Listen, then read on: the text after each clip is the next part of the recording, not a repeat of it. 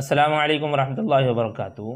तकरीबन 22-23 चीज़ें जिनको हमने जमा किया है कि अगर ये रोज़े की हालत में हो जाती हैं तो इससे रोज़े पर फ़र्क नहीं पड़ता, यानी इससे रोज़ा नहीं टूटता और जो रोज़ा है आपका आप उसको जारी रख सकते हैं, रोज़े का वही सवाब मिलेगा जो मिलना चाहिए। सबसे पहली चीज़ भूले से खा लेना या पी लेना। सभी को याद है कि आपको याद ही नहीं है आपका रोज़ा है, आपने कुछ भूले से खा पी लिया तो कोई फ़र्क नहीं पड़ता, रोज़ा नहीं टूटेगा।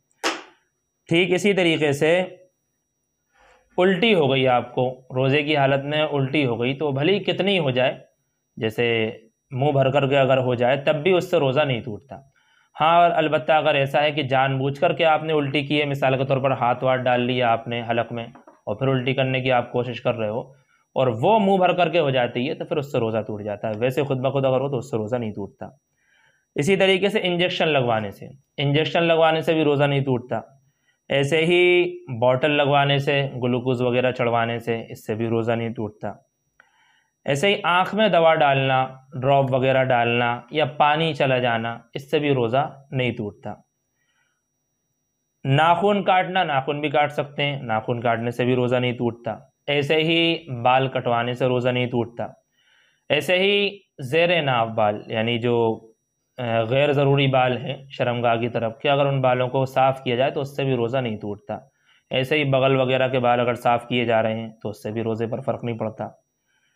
ठीक इसी तरीके से झूठ बोलना, गीबत करना या ऐसे ही कोई और बड़ा गुनाह करना, गाली गलौज करना, ये अगरचे बहुत बड़े गुनाह हैं और रोज़े की हालत में ये सब अमाल करना सख्त गुनाह है, मकरूह है, लेकिन इनसे रोज़ा नहीं टूटता।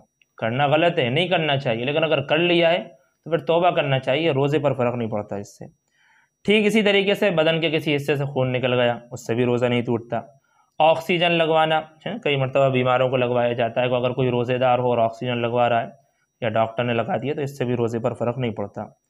ठीक इस तरीके से बिला इख्तियार आप जा रहे थे या गाड़ी वाड़ी चला रहे थे कि अचानक कोई मक्खी मच्छर आपके हलक में चला गया और वो हलक से नीचे भी उतर गया बिला इख्तियार आपको, यानी जानबूझकर नहीं, जानबूझकर कौन खाएगा इन सब चीज़ों को, खुद ही चले गया धोखे से, तो इससे भी रोज़ा नहीं टूटता। ठीक इसी तरीके से आपके मुंह में अंदर खून निकला, लेकिन वो खून आपने निगला नहीं, अंदर नहीं गया और उसको उगल दिया आपने, तो उस खून निकलने से भी आपका रोज़ा नहीं टूटता। ठीक इसी तरीके से थूक निकलने से, कई लोगों के जहन में है कि भाई थूक निकलने से रोज़ा टूट जाता है तो वो लोग बार बार थूकते हैं, तो नहीं, ये सही नहीं है। बार बार थूकना और मकरूह है, तो अगर थूक आ रहा है वो मुंह में तो उसको निकल सकते हो आप।